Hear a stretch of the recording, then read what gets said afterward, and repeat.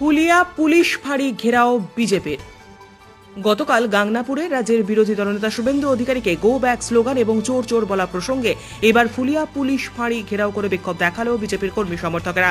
এদিন বিকেলবেলায় ফুলিয়া পুলিশ ফাঁড়ি ঘিরে বিক্ষোভ দেখায় বিজেপি কর্মী সমর্থকেরা এবং প্রশাসনকে ধিক্কার জানান। তৎসহ যারা এই ঘটনার সময় গাংনাপুর থানার পুলিশ আধিকারিক অর্থাৎ গাংনাপুর থানার ওসি অনুপম ঢালি সেখানে উপস্থিত ছিলেন, তারও বরখাস্তের দাবি জানান বিজেপি কর্মী সমর্থকেরা।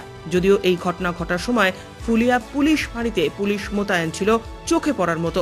এদিন শান্তিপুর পঞ্চায়েত সমিতির সহকারী সভাপতি চঞ্চল চক্রবর্তীর নেতৃত্বে পুলিশ ফাঁড়ি ঘেরাও কর্মসূচি গ্রহণ করা হয় এবং পুলিশকে দেওয়া হয় চরম হুঁশিয়ারি। গতকাল শুভেন্দু অধিকারী মহাশয় আমাদের নদিয়ার শ্রীচৈতন্যের পুণ্যভূমি সেখানে এসছিলেন যে রানাঘাট দক্ষিণ বিধানসভা কেন্দ্রের উপনির্বাচনে মানুষ ভোট দিতে পারেনি, বেছে বেছে হিন্দু ভোটারদের ভোট দিতে দেওয়া হয়নি। তার প্রতিবাদে তিনি সেই মানুষগুলোর সঙ্গে দেখা করতে এসেছিলেন, সেই গণদেবতাদের সঙ্গে দেখা করতে এসেছিলেন। তা আসার পথে তৃণমূলের কিছু হারমাত পুলিশের সহযোগিতায় গাংনাপুরের ওসি অনুপম ঢালির সহযোগিতায় তার পথ আটকায় এবং তাকে অশ্রাব্য ভাষায় গালিগালাজ করেছে। আমরা এই ঘটনার প্রতিবাদে পশ্চিমবাংলার জননেতা শুভেন্দু অধিকারীর পথ অবরুদ্ধ করবার প্রতিবাদে আজকে ফুলিয়া পুলিশ ফাঁড়ি ঘেরাও করলাম।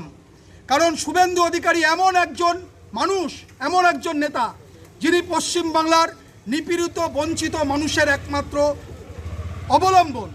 তাকে পথ রুদ্ধ করার সাহস কী করে হয় পুলিশ প্রশাসনের? আমরা বলছি অবিলম্বে এই তৃণমূলের দলদাস পুলিশ অফিসার অনুপম ঢালিকে বরখাস্ত করতে হবে, সাসপেন্ড করতে হবে। সেই সঙ্গে অনুপম ঢালিকে গাংনাপুর থানা থেকে সরাতে হবে, এটা আমাদের দাবি।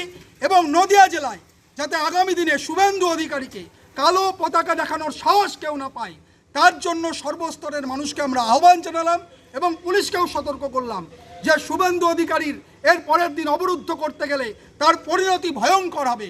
এই আবেদন আমরা জানিয়ে আজকে ফুলিয়া যে পুলিশ ফাঁড়ি, সেই পুলিশ ফাঁড়ি ঘেরাও করে রেখেছিলাম। 1 ঘন্টা ধরে আমরা প্রতিবাদ বিক্ষোভ সংগঠিত করলাম। ব্যুরো রিপোর্ট, উত্তরের প্রহরী।